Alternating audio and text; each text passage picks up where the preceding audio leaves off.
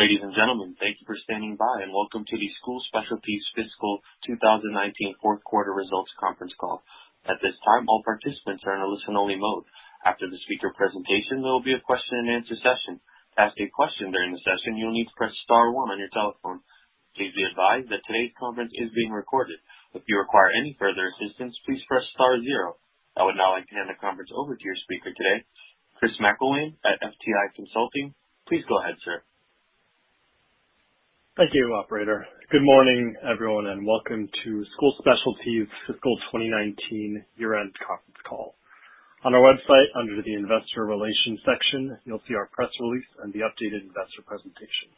Joining us today are Michael Buenzow, SCOO Specialties Interim President and Chief Executive Officer, Ryan Bohr, Executive Vice President and Chief Operating Officer, and Kevin Baylor, Executive Vice President and Chief Financial Officer. Following Michael and Ryan's prepared remarks, they will be available for Q&A.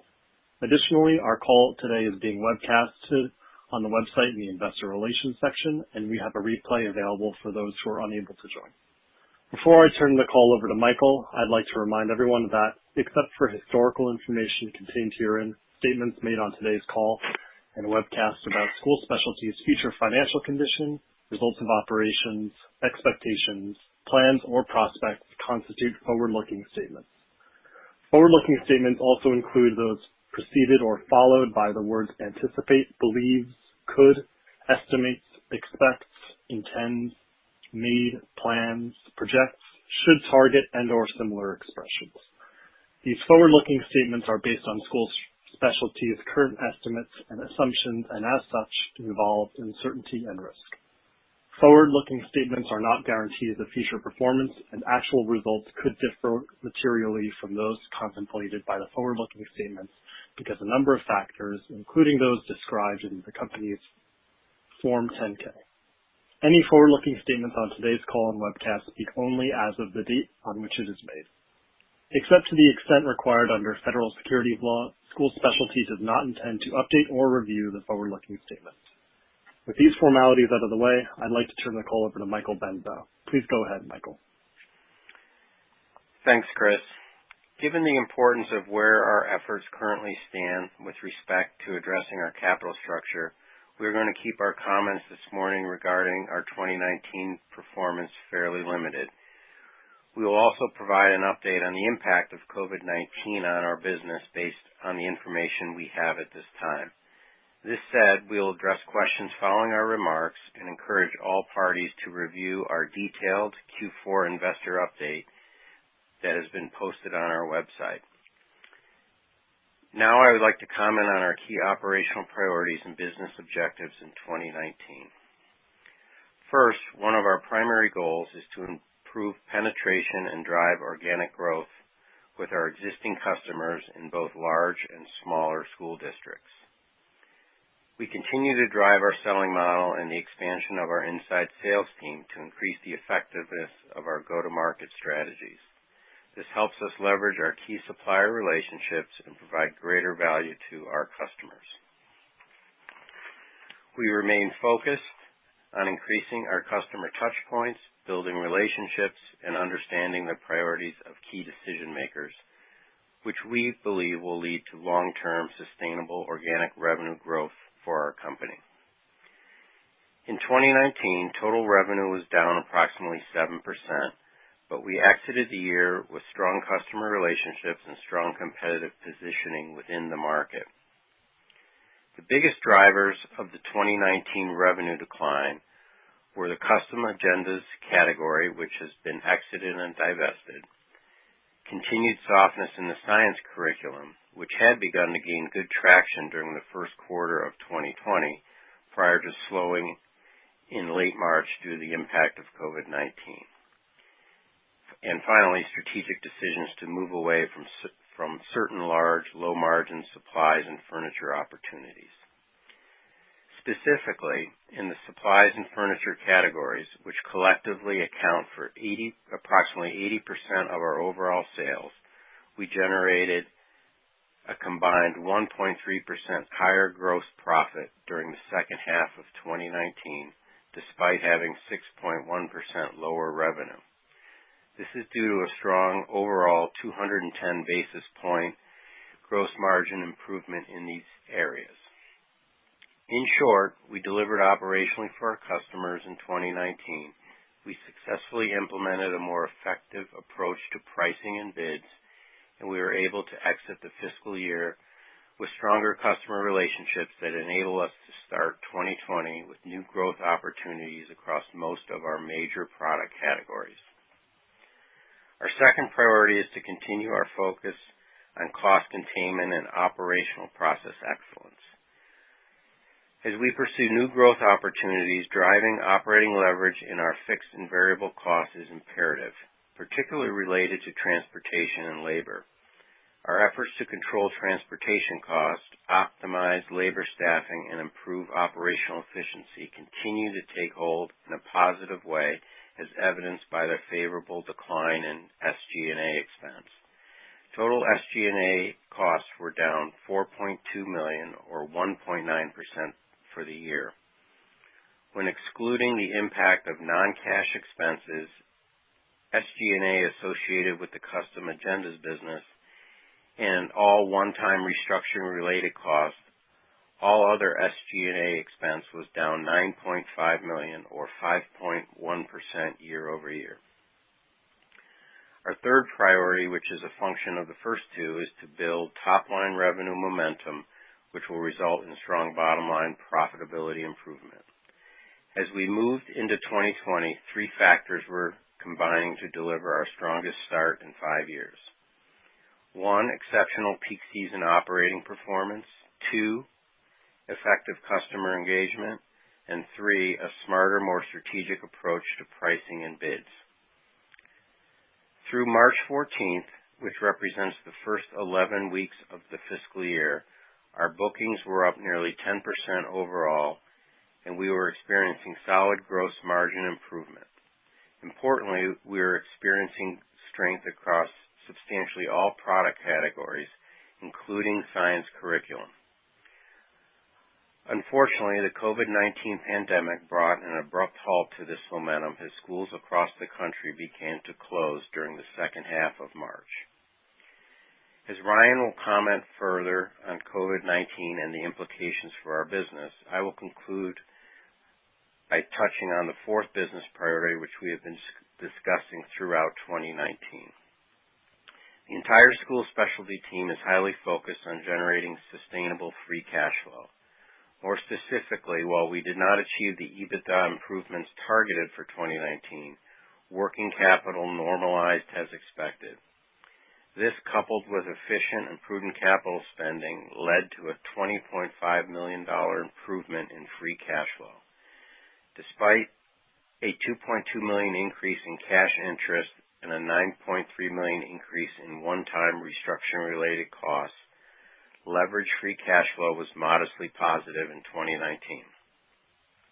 Now that I've discussed 2019 from a strategic standpoint, I'd like to turn the call over to our COO, Ryan Bohr, to discuss the COVID-19 impact in more detail and our efforts to address the challenges associated with our capital structure. Ryan? Thank you. As Mike noted, we were experiencing considerable momentum in our business prior to the impact of COVID-19. Total bookings were up 9.9% through March 14th, with strength in supplies up 5%, furniture up 22%, and science curriculum up 23%.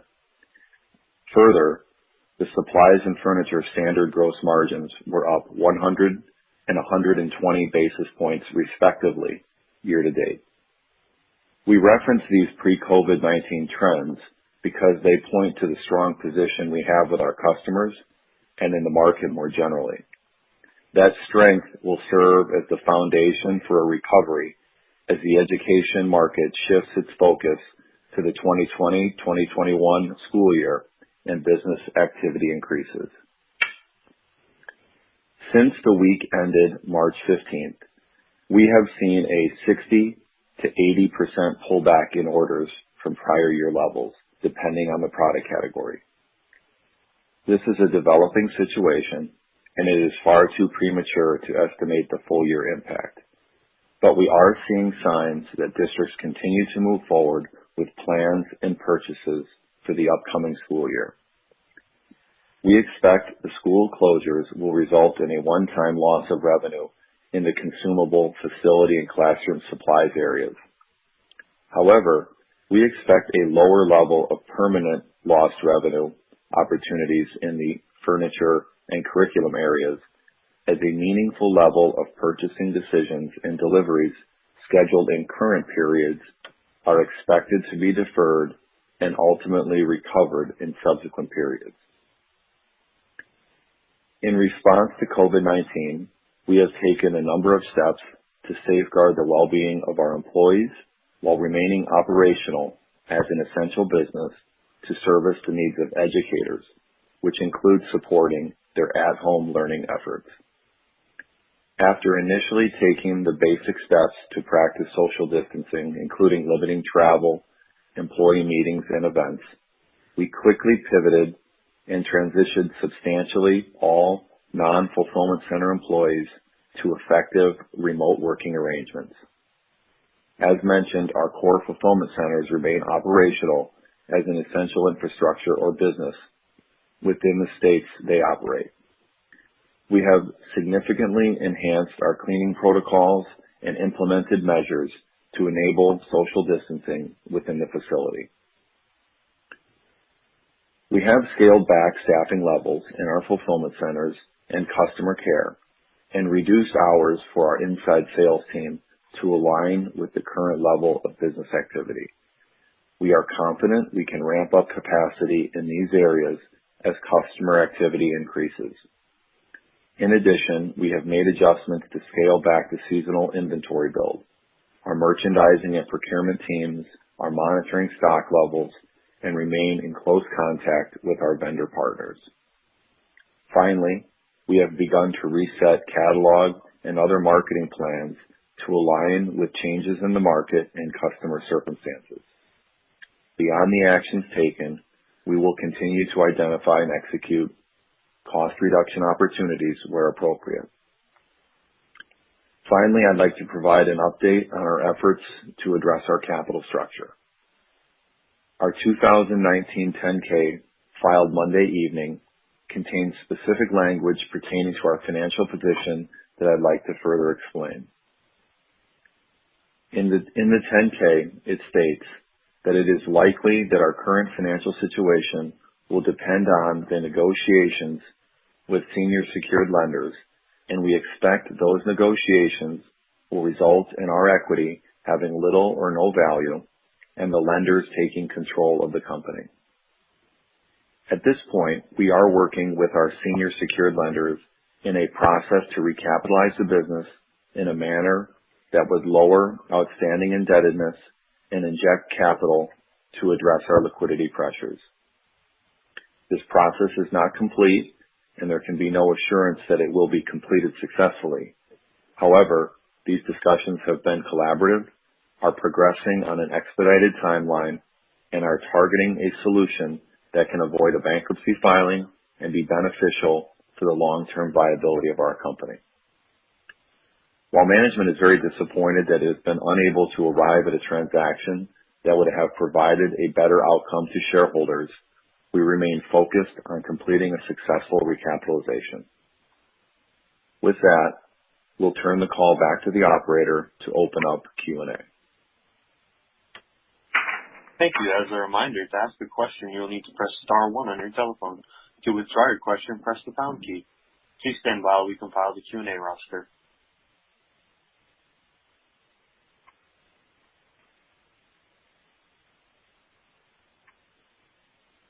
As a reminder, that's star then 1 to ask a question.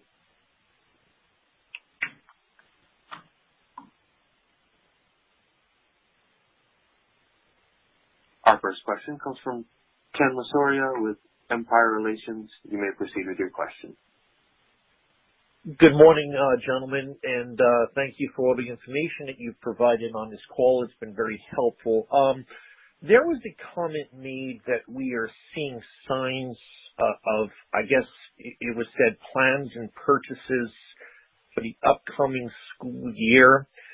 Can you give us some sort of idea of what percentage of school districts within your client base are actually purchasing at this point for the upcoming school year, understanding that deliveries may not be over the short term? And also, do you have some sort of way of evaluating what their inventory situation is, because they may not be using inventory right now? In fact, most school districts are not. And how that's going to actually impact the third and fourth quarter for 2020. Sure. Thank you for your question. This is Ryan. So first of all, as a note, we service 95+% of the school districts in the country in some capacity. So essentially, our customer base is, the entire public school and system.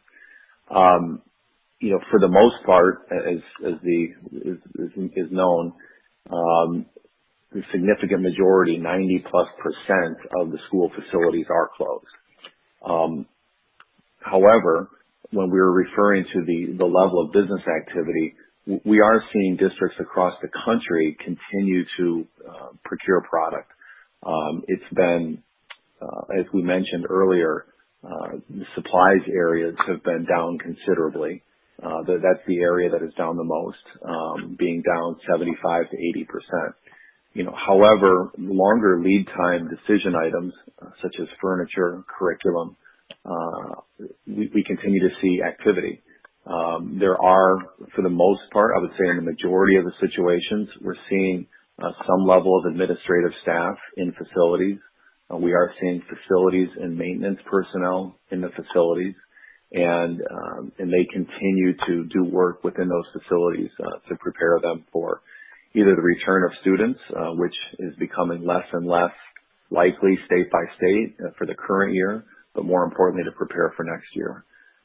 We do not have really broad or I would say any reliable view into their inventories. However, the fact that they are not consuming basic classroom and facility supplies is what has led to our perspective that, for the most part, that will represent a loss in sales. I would say that for our business, the final comment is that as we move into May and June, the orders we received for customers typically are more aligned with use in the next school year, as opposed to consumption for the balance of the current school year. Great. Thank you for that answer. Thank you. And I'm not showing any further questions at this time. I would now like to turn the call back over to Chris McElwain for any further remarks. Thank you. That concludes today's call. We appreciate you all taking the time to join, and we hope that you have a great rest of the week. Thank you so much. Thank you, ladies and gentlemen. This concludes today's conference call. Thank you for participating. You may now disconnect.